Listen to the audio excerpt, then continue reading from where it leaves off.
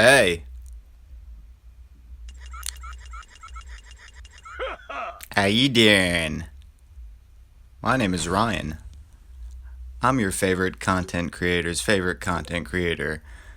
And today we're gonna knock out the Immortal Typhon. Now I know that y'all see the 500 million damage cap.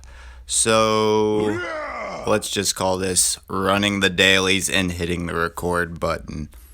Starting from the main screen. Why not? So, for the Immortal Typhon, you'll get freeze.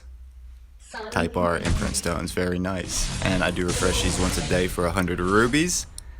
And they are worth it. Because apparently every now and then I throw in candy segments where I get a character from 1 star to 5 star and throw on the best Type R imprint stones available. Well, this is kind of what goes behind the scenes. So I saved the orochi skill 3 right before the Immortal Typhon was about to hit me, and then go through his basics all the way to his first 3 tier to get the ball rolling on that. And essentially what I'm doing, especially with orochi as the leader, with his 40 boost to attack and his there it is, and his 25 boost to PG gain, is just keep the boss in negative frames as much as possible, as you guys see. And every time, as everybody knows, whenever you fire up a super move, it will freeze the clock. So again, leaderships are only beneficial in either PvE in general or friendly matches, but I wish that they would put in some kind of way to knock off leaderships in friendly matches. That way you can have a more proper display of characters. Because again, after you evolve characters, it's not very simple by any means to verse them against other guild members which have less evolved characters. It kind of takes the fun out of living sometimes, not even joking. But, as you see, even it's block. Not gonna happen, Gavin. 3 tier. Benefits from the, well, orochi leadership because he himself is a boss character. Now where I am kind of disappointed a wee bit. It is a good one after all because Rugal did not use his grab 3 tier yet. Knock on wood. But yeah, why does Lady Geese not have a boss slot? Why is she not a boss? Geese is absolutely a boss, he is. So why does he not have a slot? I mean, Takuma has a boss slot. He can benefit from Orochi's leadership. So, I don't know. Thought. Go behind the scenes and pop in a rework. Don't tell anybody. You know. Make CM Yuri throw it out there about a month or 2 from now. Ooh, my bad. And be like, oh, yeah, our bad. Lady Goose is a boss, but ooh. See, hold skill. Orochi skill and hit such in rapid succession that whenever this Immortal was on his way down, gravity did not fully apply to him, apparently. 3 tier. But, oh, block! He caught me! But Rugal came through to save the day with 13 seconds and about to cross up 200 million. We are about 40% of the way there, everybody. And again, this is what I like to refer to as a daily mission. Now, I'm not quite 100% sure if this is a final Immortal. I actually threw on camera me putting their D in the dirt, 500 million damage style, but yeah, remember the last one I put out? It was against the non-elemental one, Immortal Nyx. Like right after I got the 499 million damage, like literally a few hours later, I got the 500 million, and I've been constantly just crushing it. All right, I was able to get a 3 tier off with like a second left on the clock before the teams were to switch. And but yeah, I could actually dropped the video where I got the whole 500 million, but that was kind of bland. You know, I thought it was a lot more interesting to be like, oh yeah, 499 out of 500 million. F you, Immortal Nyx. How are you gonna F my content up? What is happening? This is not going to be a reset. Don't you lie to me. I was about to say skill 3 lightning drop right this very second. Now switch to nameless to jump in and grab as much PG as humanly effing possible right this very second. Now we're going to switch back to Eileene to do the thunder strike, and nameless should fire off his 3 tier or Chris. There you go.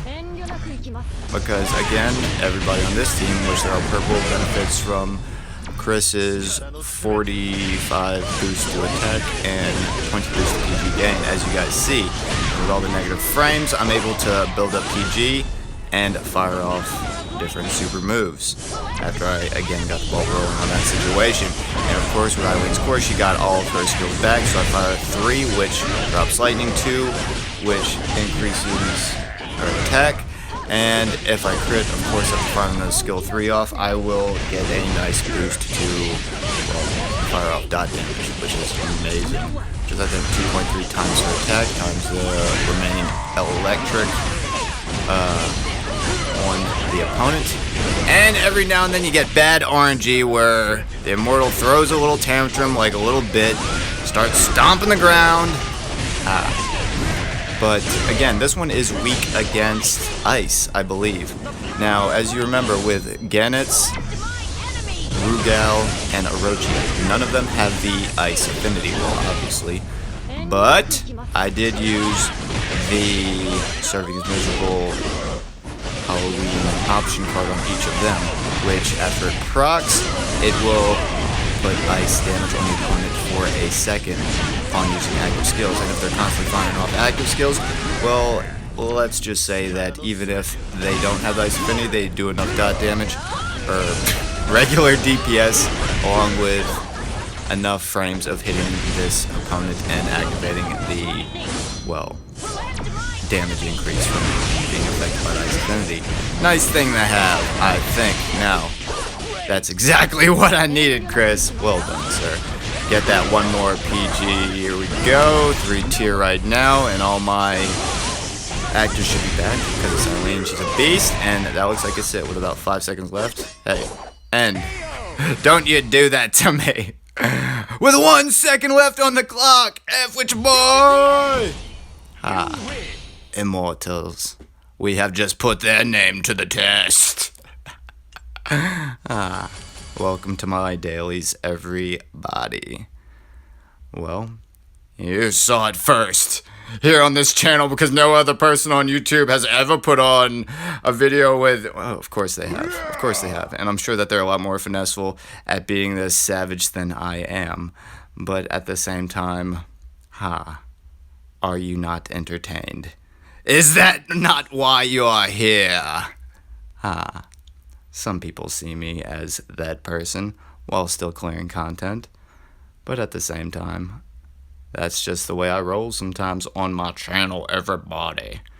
I just like to cut to the point, knock shit out in the most epic way, and lead a trail of breadcrumbs. That's how I do it. So, let's see. Right here, you can potentially get, well, you will pretty much get a ice affinity stone from the tier 5 boxes.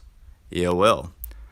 So, that being that, let's jump into the inventory right now and open up a ice affinity box to see if we got any luck after beating that zombie. I promise you. Now, here we go right here. Level 5. Fuck with your boy. Here we go. Blue. It ain't red. Oh, shit. Oh, it's green. What kind of green are you? You chill, but you also balanced. Green, balanced, chill. Let's go with Jenet. Now, one day you will see her on the screen fully maxed out, and I'm going to throw 3 of them bastards on her and be like, oh, they were just sitting in my inventory. Just like I did on my last video with Kyo for the Kaya pull video. This girl right here. This one. But for now, let me show you how everybody was dressed. And like magic, we are back to this menu. Now, for all of my characters, let me show you the leaderships. I used Orochi in the first slot, and he gives the increased boss fighter's attack by 45% and power charge rate by 20% invaluable because for, well, all the immortals, you get a decrease in power charge rate of all the fighters right over here. And I use Chris's leadership, which is exactly the same thing except for purple, to where literally all 6 of these fighters can benefit from a nice attack increase and power charge gauge increase. But also you see that I have no chill damage affinity fighters in the first row.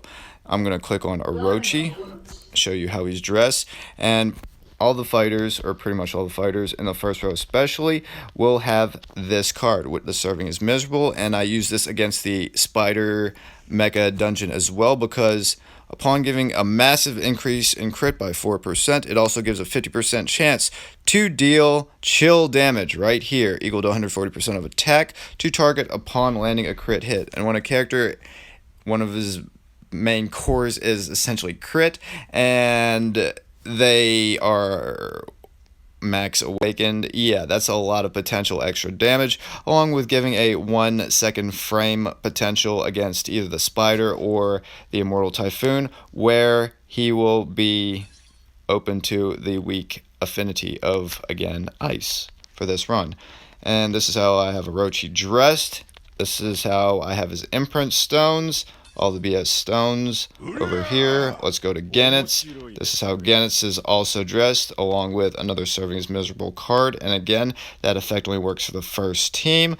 These are the stones that I have on him. Only one type R imprint stone that actually is not even the best type R. It's an HP right here, along with an attack, instead of being the double attack. And again, Genet's, well, most dot damage is built off of primarily either attack, and in rare instances like Iori's or Lady Big, it's built off of their defense stat. But of course, I also have the bleed impacted stone for Genet's.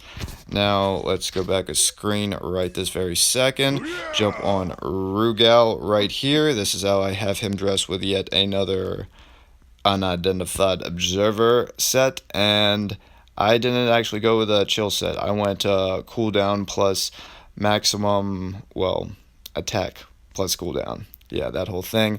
And of course I have the other BS set right here as far as imprint stones go.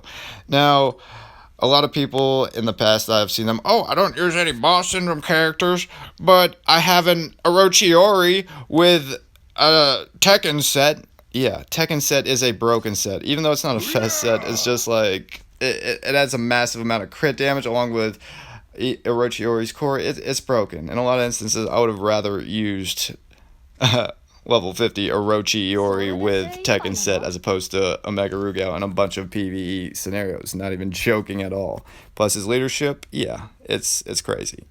But anyway, this is of Chris. Went with a Kane, and, well, cooldown plus attack with K-Dash, and extra PG with active skills with a 7 Knights card. And these are the stones I have on him. I got him up to level 50 on camera the other day. I have 2 HP plus, well, attack plus 25% boost to damage on the circle and the hexagon stone, along with a nice PG gauge boost with the square yellow stone. Now let's run over here to Nameless, show you how he's dressed, and I got him completely maxed out on camera. Of course, it's the perfect Nameless with 3 times type R stones, all double attack plus burn boost to purple defense, if you could have guessed that one.